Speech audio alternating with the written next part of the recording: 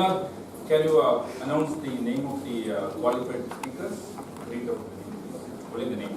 The qualified speakers are Toastmaster Thomas. Will you have the time also? No. Toastmaster Thomas and Toastmaster Tushar. Okay. So you have all this ballot with you. Please vote for the.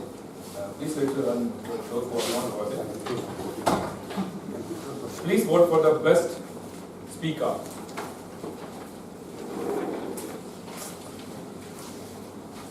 Now we are coming to the second session, that is the education session. Now today the education session is given by another educator.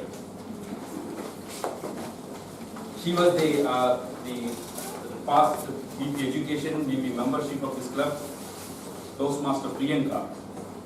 Toastmaster Priyanka is quite known to all the members of this club and those who are recently joined as members. She was an active member of this club, and she had even won an extra mile award in the recently concluded division conference for participating in the activities of other clubs and taking Medley's fame to other clubs. I had the opportunity to work with Toastmaster Priyanka for 3 terms, and that was really wonderful, and I enjoyed it. And now she is a student of law, and I'm a lawyer, and she has all the good traits of. So I welcome Toastmaster Priyanka to give the education session.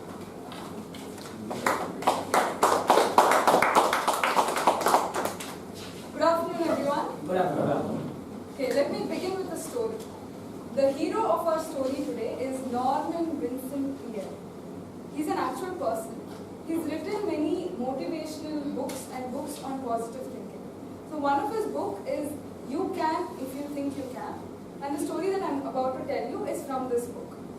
So what happens is, after World War I, there was a huge memorial service which was going to be conducted in a park, in which hundreds of people were expected to come.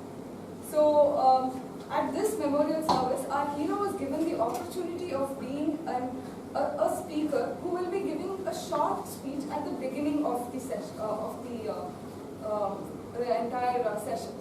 So on the day of the memorial service, our hero reaches the venue. And just like we have an agenda for our meeting, they had their own agenda and it was displayed at the venue. So what he saw there is that instead of being the speaker who gives the introductory talk, he was a main speaker. Just imagine if our VP gives you Sergeant at Arms role and you come here and look at the agenda and you're the first speaker for the day. How will you feel? So that is how Norman felt that day. So he was very agitated, and he went to the master of ceremonies for that day and he told him the situation. Incidentally, the master of ceremonies for that day was Theodore Roosevelt's son, and he understood the situation and he asked him, "Are you afraid?"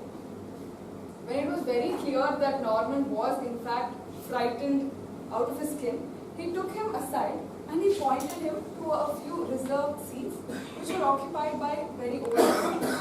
So this man told him that these women are those who have lost their sons in the war. They are sad today and they are probably thinking about the sweet memories that they have with their sons. So is there nothing that you can tell them that will make them feel better? Is there nothing you can tell them to lighten their mood? He went on to tell Norman that if you speak to them and you tell them 1 or 2 things that will make them feel better, and if you forget the rest of the audience, that is fine. As long as you reach these women, you will reach the rest of the audience. So this really appealed to Norman, and he went on to give a decent speech that day, though he had not prepared at all for the main talk. So why I'm giving this story today is because I believe that as an evaluator, it is your duty to see the speaker as the center for your role.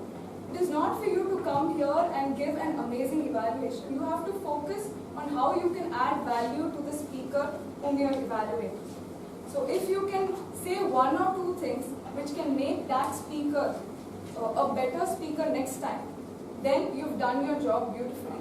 And if you focus on him, you will automatically reach the rest of the audience. Make sense? Okay.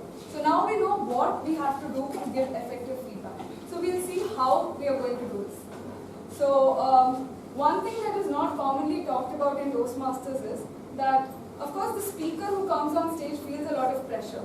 But then the evaluator who sits there is under even greater pressure.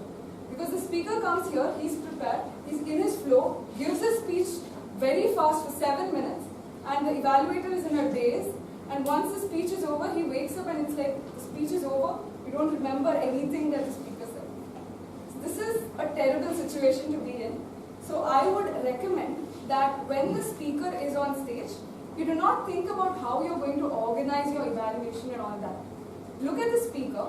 Make sure that you write down all the milestones in his speech. What if he screamed at one place? Okay, write it down. If he did some hand gesture which is particularly of importance, then write it down. Take more notes than you've taken in college, and make sure that you have enough notes so that at the end of the speech, if you look at the notes, you can recollect everything that was said by the speaker. And to do this, I recommend that you sit in the aisle seats or in the front, so that there's nothing that obstructs your view from the speaker. You know what his feet is also doing. If you sit there, maybe you cannot see that. So this is what you do inside the room when the speech is going on. So now you've taken your notes, speech is over, what do you do next? What I usually do after this prepared speech segment ends, if I am an evaluator, I will immediately leave the room. Because if there's 20, 30 people in the room, the speaker is speaking, somebody is speaking here, one person is laughing there, one person is drinking water there. How will I concentrate on what I'm going to say? So I will leave the room, sit outside and think about how I'm going to evaluate this person. Look at my notes, see what are the key positives, the areas of improvement, organize my speech, my evaluation, and then I come in. So if you feel that you are not able to think inside the room, I would recommend that you could also do the same. And yeah. So in Toastmasters, I've seen that there is one set formula that most people use. So you have your introduction, where you will summarize the speech or tell a joke that was told by the speaker, or you give a quote that was given by the speaker, or you give your own quote. So this sets the context for your entire evaluation. Then comes the positives that you saw in the speech. So you can give 2 or 3 positives, 1 or 2 points of improvement, and as conclusion you can summarize those points that you liked in a speech so that you leave the speaker at a high. So this is how you can organize your evaluation. Now, when you are evaluating, if you are evaluating maybe for the first or second time, this is what I felt in the beginning, is that I felt a little reluctant to give negative feedback or areas of improvement. If you're anything like me, you might think that, who am I to tell this person how to do a better job? His English is so much better than me. How can I tell him how to improve his speech? Or you might think that he's already an accomplished speaker. How do I tell him how to do a better job? So all of this is a wrong train of thought. When you are evaluating, you are just giving your opinion on the speech.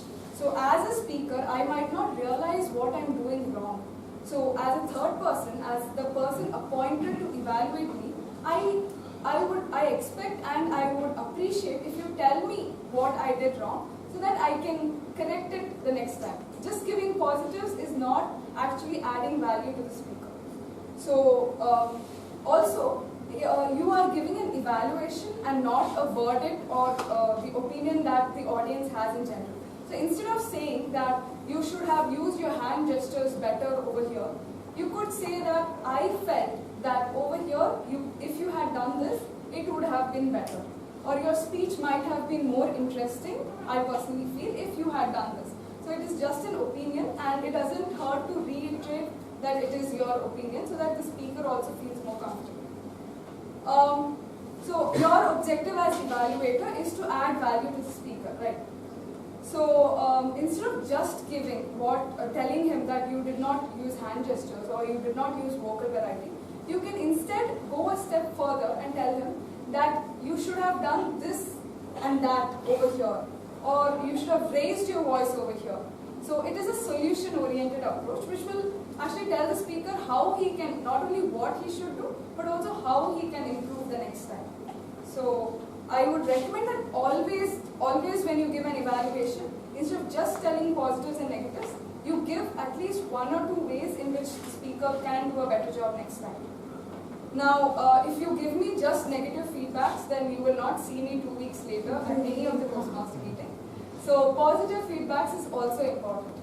Now, positive feedback, whether it is a speaker who's giving his first speech or giving his ACG test, if I have worked for the entire week and I've come here and given a speech, I expect a little bit of appreciation from the evaluator. So, as an evaluator, you should also tell him what you like in your speech. Now, you might feel sometimes that a particular speaker is very new, very scared on stage, and you might feel there is no point of improvement. For example, I am a new speaker and I clasp my hands and I stutter and I pause in between, and then after a long awkward pause, I continue. So you might feel, what do I tell as the points that I liked in his speech? In every speech, no matter how bad it may seem, there's always points that were good. For example, I had the courage to come here, though I haven't given a speech, I had the courage to come here and speak. You can applaud me for that. Or you can, after the pause, I did continue. That itself takes courage, so you can applaud me for that. So every speech has points that were good.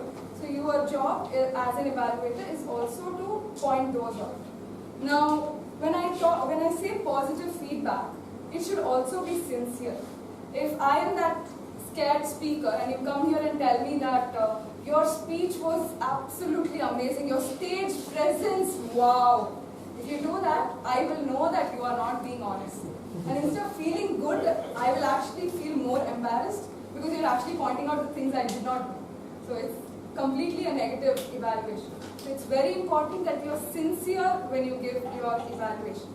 And if you're focused towards adding value to the speaker, this sincerity will automatically come because you will be focused on how to make him a better speaker.